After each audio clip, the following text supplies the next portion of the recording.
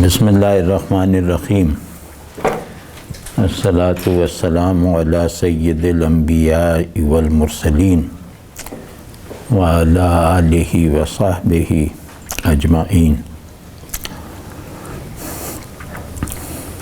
آج معمول کے مطابق ہمارا موضوع علم اور اخلاق یا تعلیم اور تربیت ہے۔ اس سلسلے میں 2 نشستوں میں یا 3 نشستوں میں کچھ اصولی باتیں اس موضوع پر ہو چکی ہیں کہ علم کیا ہے، اخلاق کسے کہتے ہیں،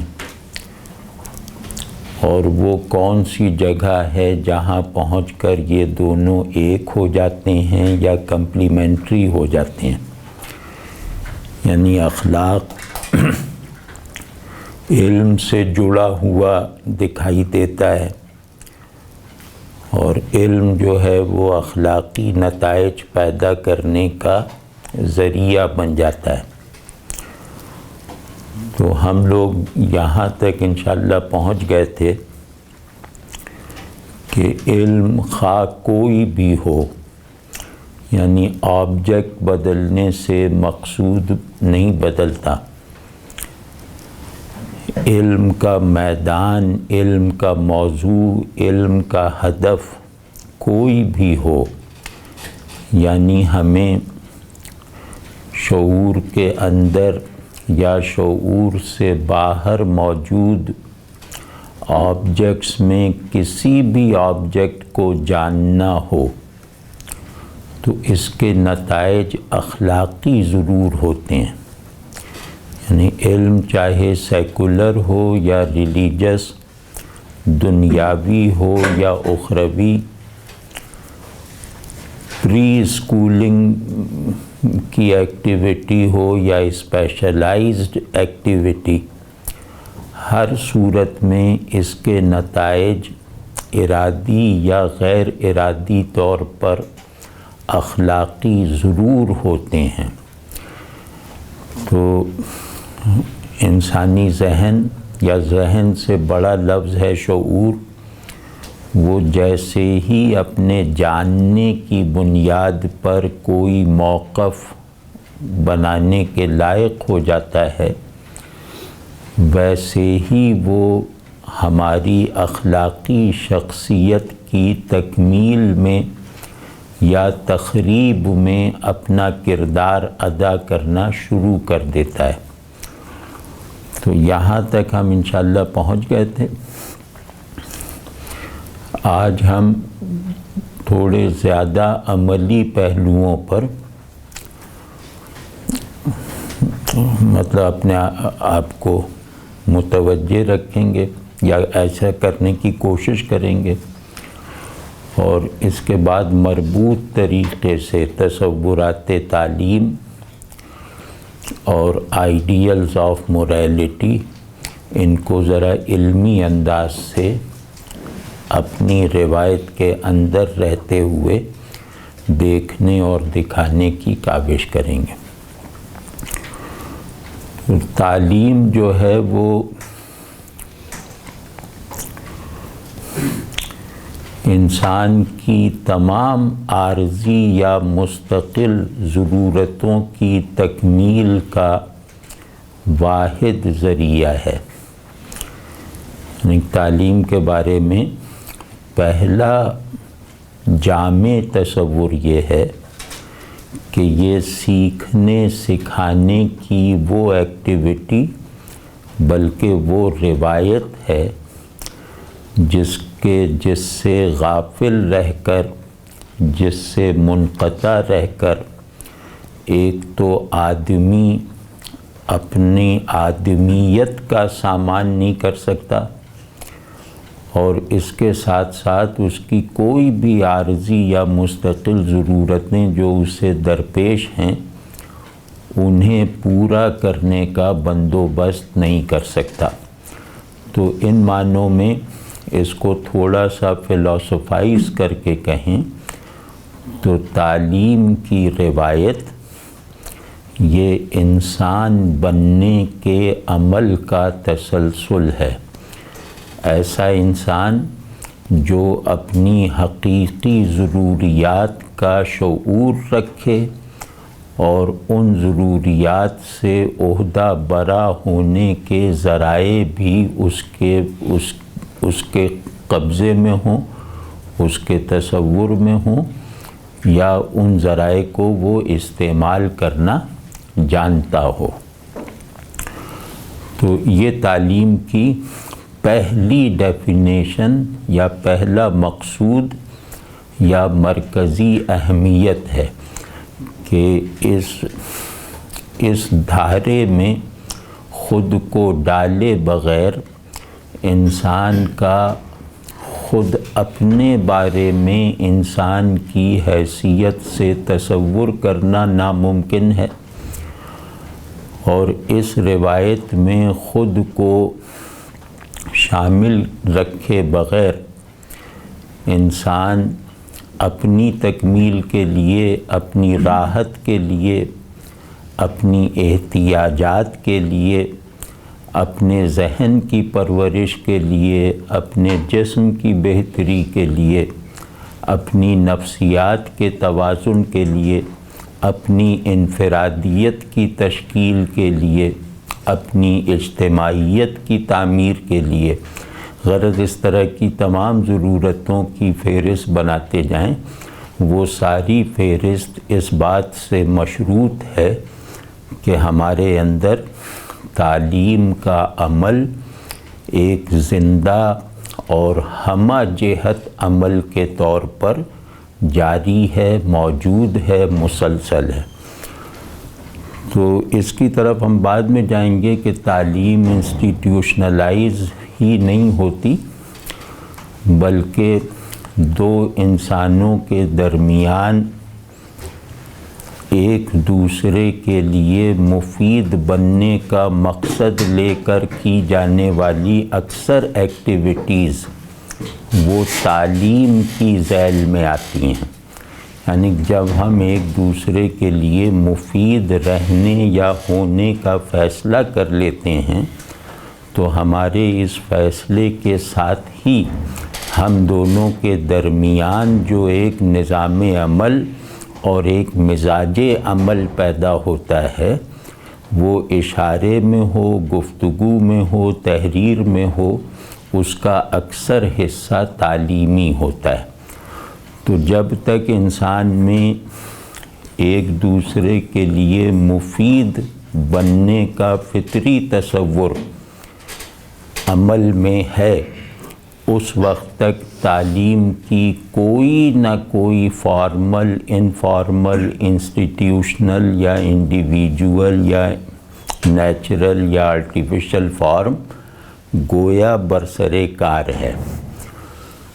تو کیونکہ انسان میں رابطے کی دو بڑی سطحیں ہیں، تو آپ سمجھیں نا، تعلیم کا مقصد ہے اپنا انسان ہونا کوالیفائی کرنا اور اپنے خود کو کوالیفائیڈ انسان بنا کر ایک اجتماعیت کی تشکیل کرنا، یہ تعلیم کا مقصد ہے۔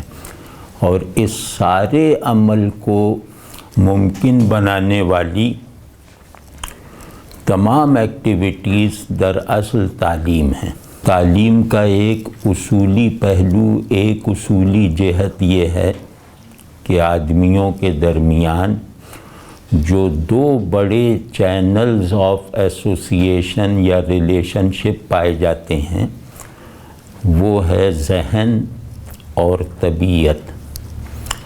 ہم ایک دوسرے سے متعلق ہوتے ہیں جیسے دو ذہن ایک دوسرے سے تعلق پیدا کرتے ہیں، اسی طرح ہم ایک دوسرے سے تعلق پیدا کرتے ہیں جس طرح دو مزاج، دو طبیعتیں ایک دوسرے کے قریب آتی ہیں، ایک دوسرے کے ساتھ انٹریکٹیو ہوتی ہیں۔ تو ذہن کے حوالے سے اور طبیعت کے حوالے سے انسانوں کا آپس میں انٹریکٹیو ہونا، چاہے ریسیور اور گیور کی حیثیت سے، چاہے استاد اور شاگرد کی حیثیت سے، چاہے دوست کی حیثیت سے، چاہے انسانی تعلقات میں موجود کسی بھی حیثیت سے، تو ایک دوسرے کے ساتھ انٹریکٹیو ہونا، یہ سارا کا سارا گویا ایک تعلیمی عمل ہے۔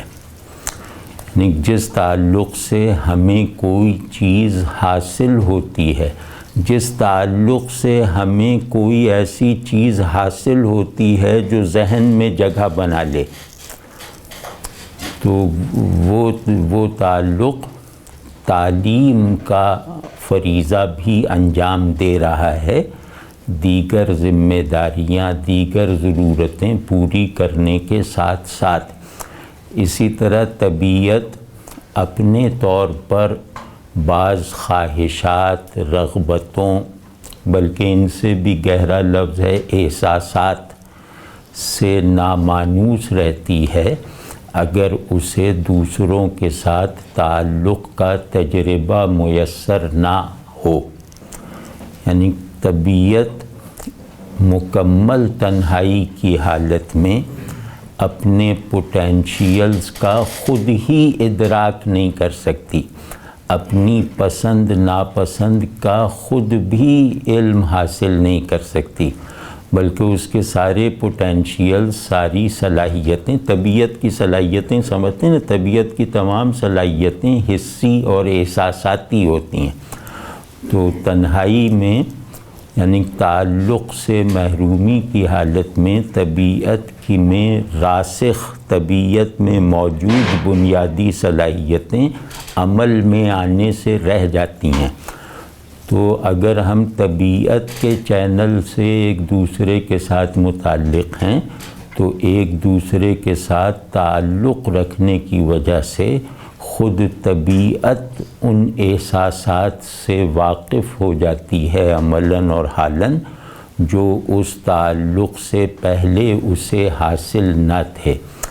تو ان معنوں میں بھی طبیعت کے چینل سے پیدا ہونے والا تعلق دوستی یا تعلق قرابت یا تعلق محبت، یہ بھی ایک پہلو سے تعلیمی ایکٹیویٹی ہے۔ تو کیونکہ ان دو چینلز ہی سے انسان ایک دوسرے سے متعلق ہیں، اور ان دو چینلز سے ایک دوسرے کے ساتھ تعلق پیدا کرنے کا مجموعی عنوان اگر تعلیمی تناظر میں دیکھیں تو اس کا مجموعی عنوان بنتا ہے تعلیم و تربیت۔ اپنی طبیعت سے دوسرے کی طبیعت کو متاثر کرنا ایک طے شدہ مقصود کے لیے یہ تربیت ہے، اور ایک طے شدہ مقصد کو حاصل کرنے کے لیے اپنے ذہن کو دوسرے کے ذہن کے لیے مفید بنانا یہ تعلیم ہے۔ دوسری تعلیم کی جو پریکٹیکل ڈیفینیشن ہے، یہ تو تعلیم کی پرنسپل ڈیفینیشن ہے، اور یہ بات یاد رہنی چاہیے کہ چیزوں کی پرنسپل ڈیفینیشن اگر شعور کے مرکز میں موجود نہیں ہے تو چیزوں کی پریکٹیکل ڈیفینیشن رٹ لینے سے کچھ نہیں ہوتا۔ جب تک چیزیں ایک معنوی وحدت کا حصہ نہیں بنتی، اس وقت تک چیزوں کی فہرست بنا کر ایک ایک چیز کو جان لینا کوئی معنی نہیں رکھتا۔ یہ بے معنی اور جاہلانہ ایکٹیویٹی ہے کہ چیزوں کی فہرست جان لینا یہ کوئی علم نہیں ہے۔ وہ پرنسپل ڈیفینیشن درکار ہے کہ جہاں یہ چیزیں ایک دوسرے سے مختلف رہنے کی حالت میں بھی ایک معنوی اتحاد پیدا کریں، ایک معنوی کل کی مختلف فارمز بنیں۔ جب علم یہاں تک اگر نہیں ہے، علم ضروری ہے کہ معنوی وحدت بھی ہو اور مقصدی وحدت بھی ہو۔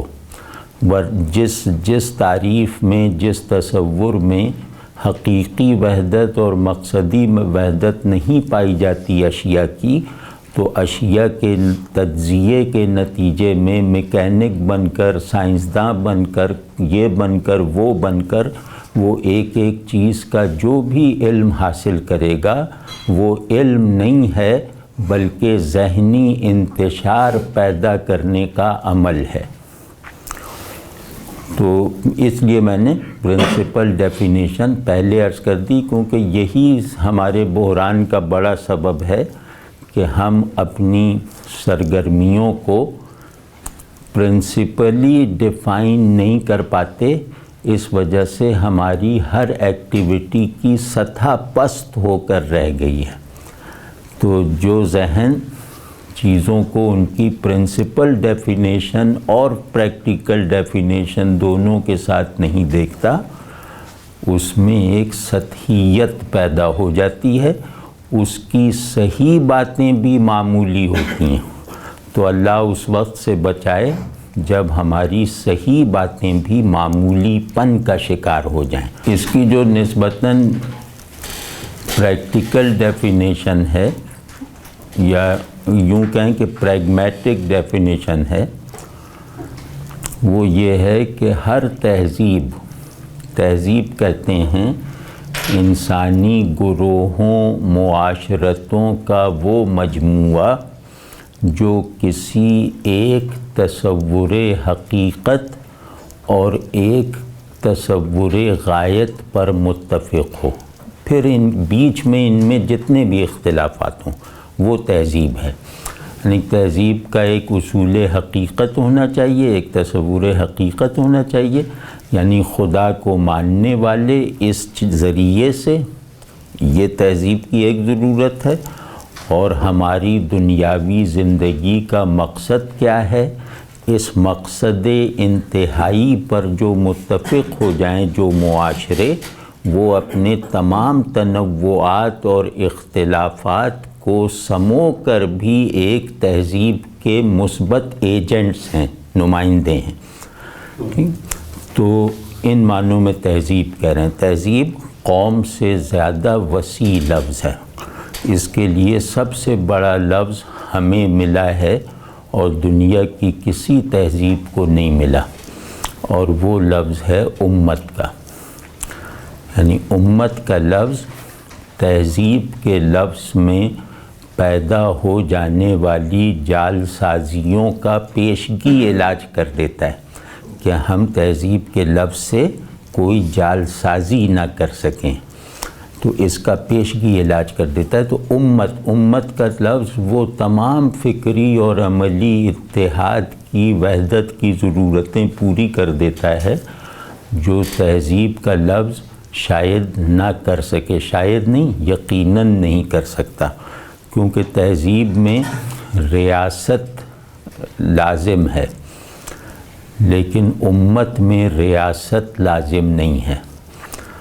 تو اس وجہ سے تہذیب میں موجود ایک مصنوعی شرط کو امت کا لفظ نظر انداز کر کر انسانی وحدت کو ایک وسیع تر دائرہ فراہم کر دیتا ہے، جس میں اجتماعیت کی تشکیل کرنے والا کوئی عنصر اگر لیک بھی کر رہا ہو تو وہ ان کی وحدت کو متاثر نہ کر سکے۔ ٹھیک واضح ہے نا؟ تو بڑی تہذیب وہ ہوتی ہے جو اپنی خرابیوں کا علاج اگر نہ کر پا رہی ہو تو بھی ان خرابیوں کو اپنی اکائی اور وحدت کو توڑنے کا ذریعہ نہ بننے دے۔ تو تہذیبوں میں عام طور پہ یہ قوت نہیں پائی جاتی کہ وہ اپنے اندر موجود تضادات کو اپنی شکست و ریخت کا سبب نہ بننے دیں۔ یہ امت کے تصور میں یہ جامعیت اور یہ استحکام ہے کہ امت جس انسانی وحدت کا احاطہ کرتا ہے عملی اور علمی دونوں سطحوں پر، اس میں یہ ہے کہ اس کے دائرے میں آنے والے تمام افراد اور معاشرے اگر بگاڑ کا بھی شکار ہو جائیں تو یہ لفظ اپنی معنویت اور اپنے کانٹیکسٹ میں بالکل محفوظ حالت میں کھڑا رہے گا، اپنے تصور کی حیثیت سے یہ بالکل محفوظ حالت میں کھڑا رہے گا، چاہے سارے امتی بگڑ جائیں۔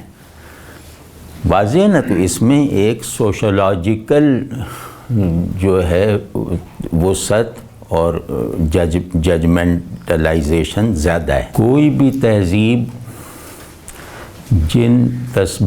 جن مسلمات، تصورات، تخیلات اور اقدار کا مجموعہ ہوتی ہے، کوئی بھی تہذیب جن عناصر سے، جن بلڈنگ بلاکس سے بنی ہوتی ہے، ان بنیادی عناصر کو آگے تسلسل کی حالت میں رکھنے کا سامان ضرور کرتی ہے۔ ہر تہذیب کا کے پیش نظر دو چیزیں ہوتی ہیں، تسلسل اور توسیع۔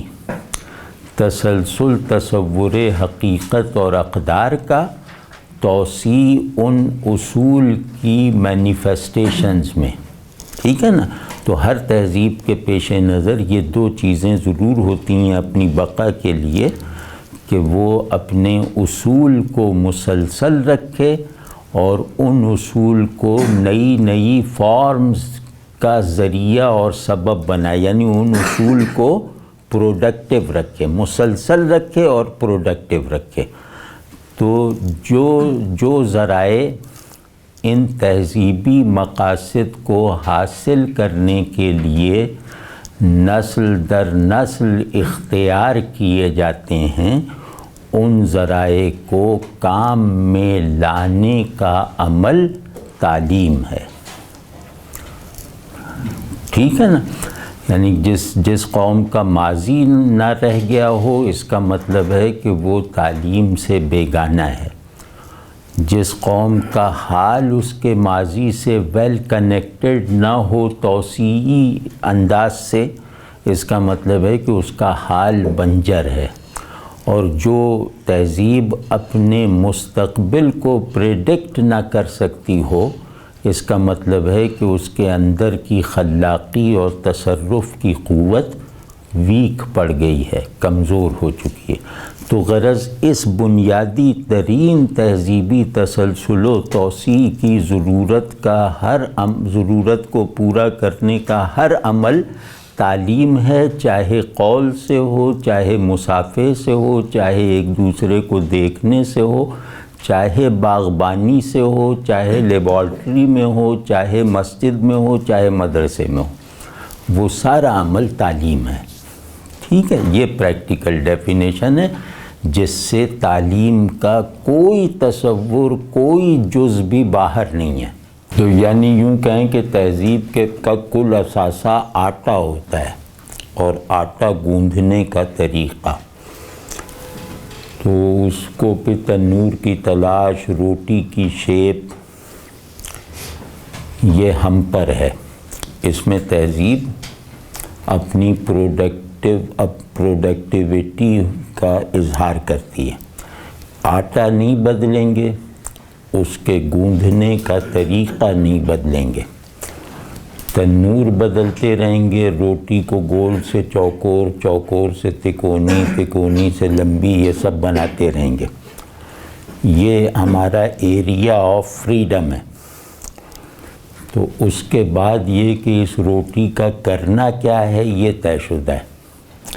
تو آٹا اور آٹے کا روٹی بن کر اس کا مصرف، یہ دونوں طے شدہ ہیں، یعنی یہ اس کی حقیقت ہے، یہ پرنسپل کانٹینٹ ہے، وہ اس کا مقصد ہے۔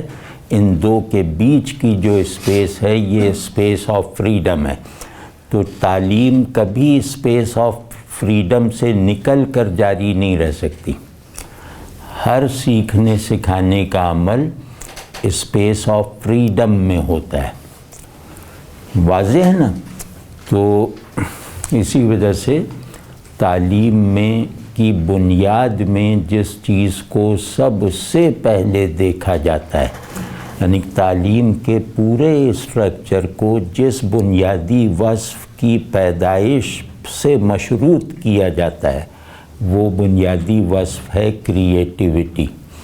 یعنی متعلم کے سوانح تعلیم کا آغاز اس کے اندر موجود تخلیقی صلاحیتوں کو ابھار کے ہوتا ہے. تو طبیعت میں فراخی اور ذہن میں آزادی کا احساس یہ اگر موجود نہ ہو اور یہ محرک نہ بنے تو تعلیم کا عمل کہلانے کا مستحق نہیں ہے. واضح ہے نا؟ تو جو تعریف تہذیب کی ہے وہی تعلیم کی ہے، تسلسل اور خلاقی.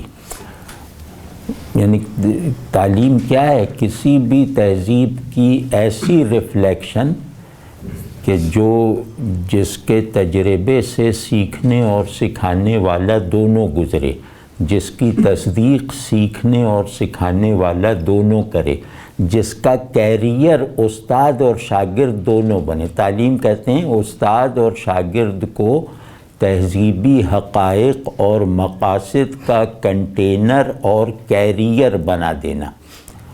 واضح نا؟ اگر یہ دو چیزیں ایسنس کے طور پر کسی قوم کے نظام تعلیم میں موجود نہ ہوں تو وہاں تعلیم کے نام پر ہونے والی ہر ایکٹیویٹی دراصل تجہیل کے فروغ کا ذریعہ ہے.